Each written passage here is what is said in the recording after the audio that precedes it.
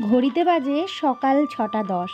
বর তো চলে গেল কাজে, আর আমি তো এখন ঘুমোবো না। ছাদে জামা কাপড়গুলো মেলে আসতে হবে। গতকালকে বৃষ্টির কারণে জামা কাপড়গুলো অর্ধেক শুকিয়েছিল, সেইগুলোই এক জায়গায় জড়ো করে রেখে দিয়েছিলাম। আচ্ছা, একটা কি জিনিস খেয়াল করেছো তোমরা? চারিদিকের ওয়েদারটা বলছে না পুজো চলে এসেছে। কারণ শরৎকাল পড়ে যাওয়া মানেই আকাশ বাতাস চারিদিকে যেন পুজো পুজো রব। আশেপাশের ওয়েদারটা একদম সাদা কুয়াশার মতন লাগছে, হালকা হালকা রোদ উঠছে। আর এইদিকে জামা কাপড়গুলো নিয়ে চলে আসলাম ছাদে মেলার জন্য। আর আমার বরের গাছগুলো দেখে তোমরা অনেক প্রশংসা করো, আবার অনেক সাজেশনও দাও। তোমরা অনেকে বলেছো যে রিয়াঙ্কা, টবগুলো ডাইরেক্ট ছাদে না রেখে একটু র্যাকের ওপর রেখো। হ্যাঁ, এই কথাটা মাথায় আছে। আমি কিন্তু তোমাদের দাদাভাইকে বলেছি এই কথাটা। আর সামনেই আসছে শীত, আর শীতকালে আমাদের ছাদ বাগানে অনেক সুন্দর সুন্দর ফুল সুন্দরীদের আনতে হবে। আর তার জন্য এখন থেকেই প্রিপারেশান চলছে। আর তাছাড়া আমার বর তো এখন অনেক কিছু শিখে গেছে। একটা গাছের ডাল থেকে কিভাবে একটা চারা তৈরি করতে হয়, সমস্ত কিছু। তাই এইগুলো কিন্তু ও পুরোটা একা হাতেই সামলায়। প্রেম সাদায় কালোয় বোনা শীতল পাটি, তারি যত্নে উঠোন হয় মনের মাটি। প্রেম সাদায় কালোয় বোনা শীতল পাটি, তারি যত্নে উঠোন হয় মনের মাটি। সে যে যত্নে আঁকা, সে যে স্বপ্নে ধোয়া, তাকে বানায় সোনা অনুরাগের ছোঁয়া। অনুরাগের ছোঁয়া, অনুরাগের ছোঁয়া, অনুরাগের ছোঁয়া, অনুরাগের ছোঁয়া। চটজলদি বানানোর জন্য আমি নিয়ে নিয়েছি দিশানোর পাস্তা আর দিশানোর অলিভ অয়েল। সত্যি বলতে এটা এত সুস্বাদু হয়, জাস্ট বলার মতো না। শেপ আর সাইজটা এতটাই সুন্দর যেন সবারই পছন্দ হয়। কোনো ময়দা মেশানো নেই, এমনকি কোলেস্টেরলও। আর এটা কিন্তু ভীষণই হেলদি অ্যান্ড টেস্টি। চটজলদি বানানো হয়ে যায়, একদম রেডি। গতকালকে দিদির বাড়ি থেকে আস্তে আস্তে অনেকটা রাত হয়ে গেছিলো, তাই কিন্তু সোনা পাপা অনেক রাত করে ঘুমিয়েছে। তাই আজকে সকাল সকাল ওঠার কোনো চান্স নেই। ওকে খাইয়ে আসলাম, আর ভাবলাম যে এখন যদি ও অনেকক্ষণ ঘুমোয় তাহলে আমি কিছু কাজ সেরে ফেলতে পারবো। সকালবেলা ঘুম থেকে উঠে এইভাবে বসে থাকাটা হয় না। দৌড়াদৌড়ি হুড়োহুড়ি ছেলে উঠে পড়ে, আর আমার সংসারের কাজ। আজকে একটু সময় পেলাম, তাই একটু বাইরে বসে প্রকৃতিটা দেখছিলাম। হাত গুটিয়ে বসে না থেকে লেগে পড়লাম সংসারের কাজে। সত্যি বলতে যখন আমি একা ছিলাম, মানে বাড়িতে তো সারাদিন আমাকে একাই থাকতে হয়, ওর বাবা তো চলে যায় কাজে, তখন এই কাজ সেই কাজ সারা বাড়ি গুছিয়ে পরিষ্কার টিপটপ করে রাখতাম। না, এখন রাখি না সেটা বলবো না, রাখি। কিন্তু আমার ছেলে এই হাঁটা শেখার পর থেকে হাত বাড়িয়ে বাড়িয়ে যে জিনিসটা পাবে সেই জিনিসটাকে নিচে ফেলে দেবে, ছড়াবে, উলট পালট সব কিছু করে দেবে। তাই 2-3 দিন অন্তর অন্তর একদম ভালো করে ডিপ ক্লিন করে নিতে হয়, এমনকি গুছিয়েও নিতে হয়। প্রতিদিনই ঝাড় দেওয়া মোছা হয় ঠিকই, কিন্তু কি বলো তো, ওই সময় করে প্রতিটা জিনিস একদম ভালো করে গুছিয়ে নেওয়া, পরিষ্কার করা, সেটা কিন্তু হয় না। যেহেতু একটা বাচ্চা সামলে, সংসার সামলে, তারপর ব্লগিং, সমস্তটাই কিন্তু আমার মধ্যে রয়েছে। ভিডিও করা, ভিডিও এডিট করা, আপলোড করা, কি ভিডিও দিব, সমস্ত চিন্তাধারা কিন্তু আমাকেই নিতে হয়। তাই সংসারের এই আনুষঙ্গিক কাজগুলো আমার আর হয়ে ওঠে না প্রতিদিন গেলে। আজকে যেহেতু ছেলে ঘুমোচ্ছে, তাই ভাবলাম চলো এবার এই বক্স জানলা 3টে গুছিয়ে ফেলি। জানি না এই কথাটা মনে হয় সত্যি, যে যত বেশি জায়গা হয় তত বেশি যেন ওলট পালট হয়ে থাকে। দেখো না, আমার এই বাড়িতে নতুন বা এক্সট্রা ফার্নিচার বলে তেমন কিন্তু কিছুই আমরা করিনি। যা আমার আগে ছিল তেমনটাই রয়েছে। কিন্তু যখন ওই মাটির টিনের ভাড়া বাড়িটাতে থাকতাম, তখন কিন্তু ওই ছোট্ট মাটির ঘরটাকেই কি সুন্দর প্রতিদিন লিপে রাখতাম, তার সাথে ছোট ঘরটাকেও কত সুন্দর গুছিয়ে রাখতাম। আমার ঘরে সবাই এসেই বলতো, বাহ কি সুন্দর করে গুছিয়ে রেখেছে। কিন্তু এখন আমাদের এই পাকা বাড়িতে এত জায়গা হয়ে সেই জায়গাও যেন কুলিয়ে উঠছে না। মনে হচ্ছে আরও বেশি জায়গা হলে যেন আরও বেশি ভালো হতো। কি আমি কি ঠিক বললাম? তোমাদের সাথেও কি এমনটাই হয়? কমেন্ট করে জানিও।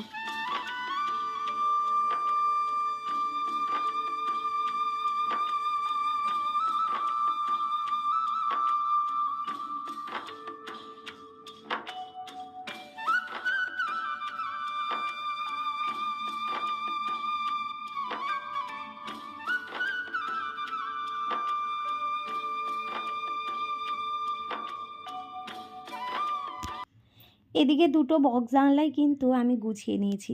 কেমন লাগছে কমেন্ট করে কিন্তু জানিও। আর এপাশের বক্স জানলাটাও একদম গোছগাছ। ছেলের পটিটা রয়েছে, সাথে যা সারাদিনের জামা কাপড় ছেলের নামে সেইগুলো ওই বালতির মধ্যেই রেখে দিই। ইচ্ছা আছে একটা লন্ড্রি ব্যাগ কিনবো, দেখতেও সুন্দর লাগবে আর ওর মধ্যে প্রতিদিনের যেটা কাচা ধুতে মানে কাচতে হবে সেই জামা কাপড়গুলো গুছিয়ে রেখে দিতে পারবো। আর এদিকে এই ছেলের খেলনা এই ঘরটাতেই রেখে দিই, কারণ ও আবার ঘুম থেকে উঠেই এই ঘরটাতেই বসে থাকে, তো তাই খেলনাগুলো এই ঘরটাতে রাখলে ও এটা ওটা সেটা নিয়ে খেলতে পারবে। তবে এটা বেশিক্ষণের জন্য না, কারণ ওর আবার আমি যদি ওর আশেপাশে না থাকি বা আমি যে জিনিসগুলো নিয়ে কাজ করছি সেটাই ওর প্রয়োজন।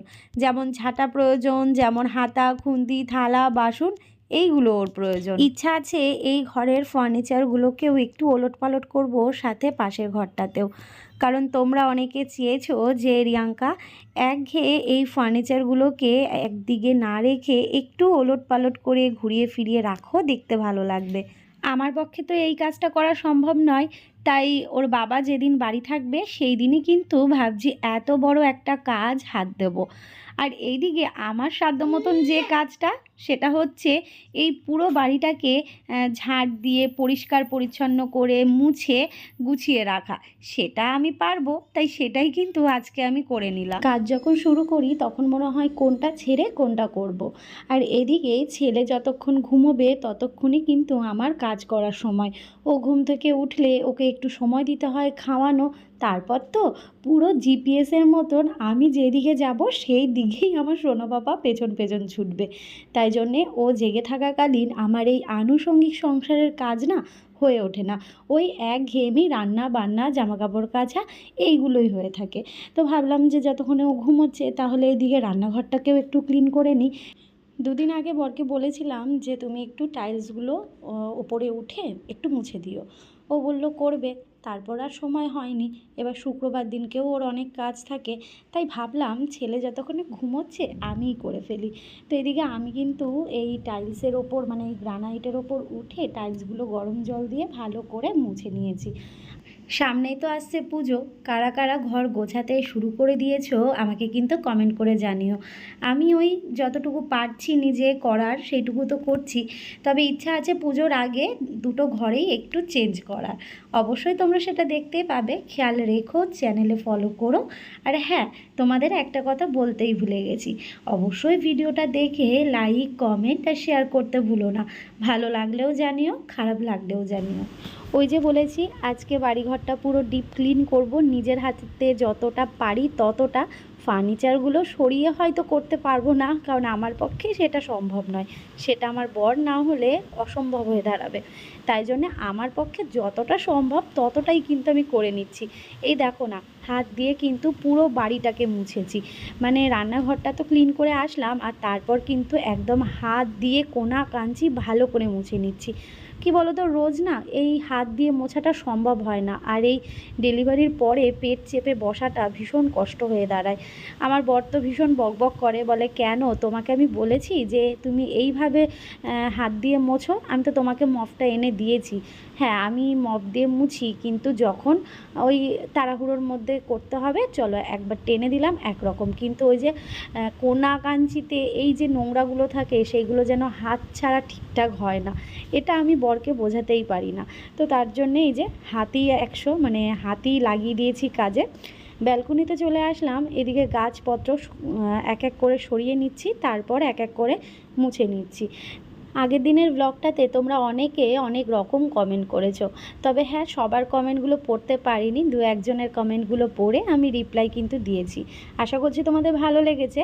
আর আমাদের ব্যালকনির এই গ্রানাইটটা কেমন লাগে, এই ডিজাইনটা জানিও। সিম্পল জিনিসটা আমাদের বরাবরই পছন্দ। ওই মানে একদম জঙ্গল জঞ্জাল টাইপের ডিজাইন হবে, জঞ্জাল টাইপের দেখতে হবে, কখনোই পছন্দ করতাম না আর এখনও করি না। তো দুজনের চিন্তাধারাতে এইরকম সিম্পলের মধ্যে ডিজাইন রাখা আর কি। তবে জানো তো একটা মজার বিষয়, আমাদের বাড়িতে মানে কিছু মানুষ আসে যারা আমাদের বাড়িটা দেখেও তাদের বাড়িতে টাইলসের কাজ করায়, এমনকি ডিজাইনও দেখে যায় যে কিভাবে করলে ভালো হবে। আমাদের বাড়িটা হ্যাবক কিছুই না, কিন্তু ওই যে বললাম সিম্পলের মধ্যে ছোটোখাটো অল্প জায়গার মধ্যে কিন্তু অনেকেরই ভালো লাগে। তো বাইরে চলে আসলাম এবার সমস্ত ঘরের কাজকর্মগুলো সেরে। অবশ্যই আমি তোমাদের শেষে দেখাচ্ছি যে কেমন লাগছে এখন। না কোনো কিছু এক্সট্রা কিছু রাখিনি বা কোনো কিছু করিনি, তবে হ্যাঁ, সিম্পলের মধ্যে গুছিয়ে রাখলে যেমন লাগে, পরিষ্কার পরিচ্ছন্ন রাখলে যেমন লাগে, সেইগুলোই তোমরা দেখতে পাবে।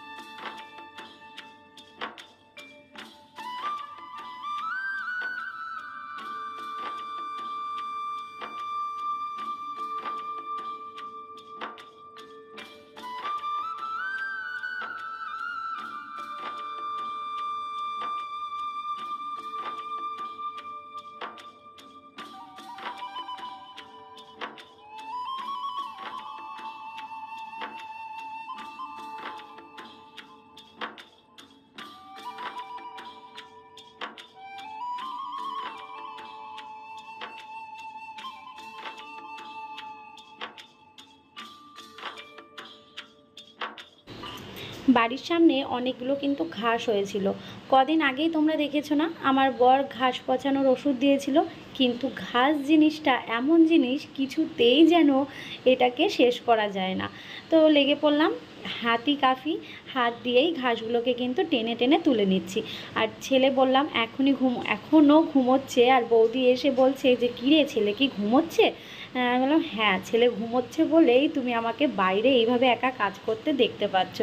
তো বারবার কিন্তু আমি যাচ্ছি আর গিয়ে গিয়ে দেখে আসছি যে ও ঠিকঠাক আছে তো, মানে নড়ছে কিনা বা ঘুম ভেঙে গেল কিনা এরকম।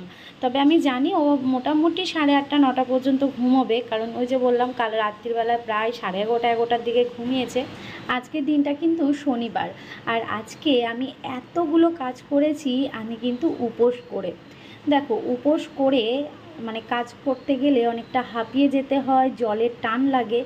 বিশ্বাস করবে না, এত কাজ করেছি আমার একটুও কষ্ট হয়নি। বলে না ঠাকুরের নামে কিছু রাখলে কখনোই মানে ক্ষতি হয় না বা কষ্ট হয় না।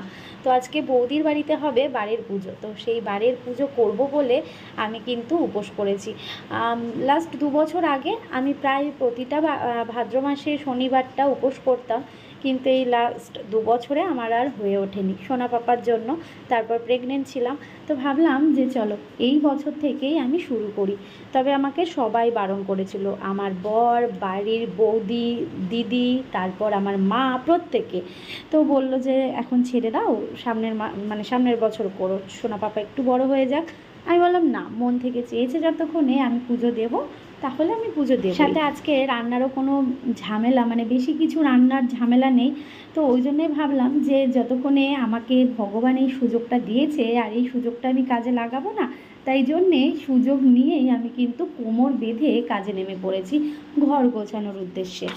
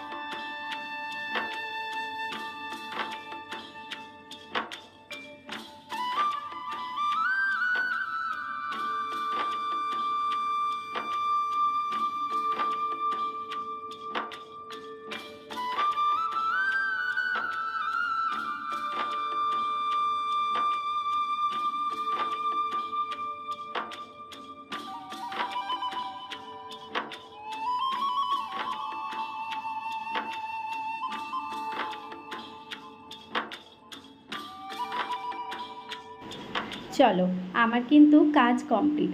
এত সুন্দর রোদ উঠেছে, আমি কিন্তু আমাদের এই উঠোনটা আমি ধুয়ে দিয়েছিলাম, একদম শুকিয়ে গেছে। তো একদিকে আমাদের বাইরের যে সিঁড়িটা রয়েছে সেটাকে কিন্তু ভালো করে মুছে দিয়েছিলাম।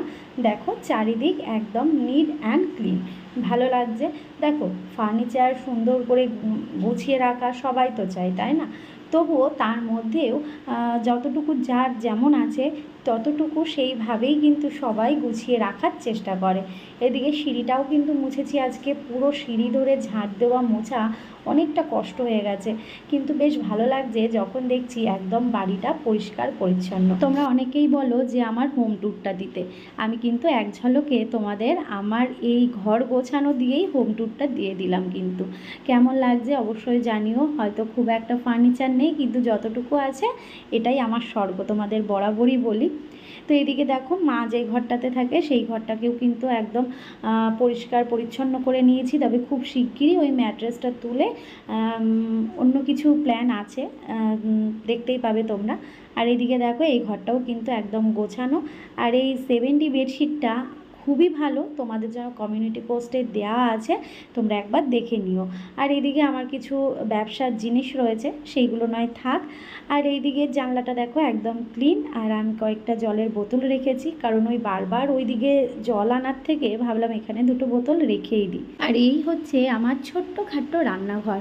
কারণ আমার রান্নাঘরটা অনেকের হয়তো পছন্দ হবে না, কারণ ছোট দেখে, কিন্তু কিছু করার নেই, আমার কিন্তু অসুবিধা হয় না। টুনাটুনির সংসারে আবার কি, তাই না? তো এপাশে রয়েছে ওয়াশরুম আর ওপাশে রয়েছে কলতলা। কেমন লাগলো অবশ্যই কিন্তু জানিও। চলো আজ তবে আসি, নতুন একটা ভিডিওর সাথে আগামীকাল ফিরে আসি। ততক্ষণ ভালো থেকো, সুস্থ থেকো, আর লাইক কমেন্ট শেয়ার করতে ভুলো না। টাটা।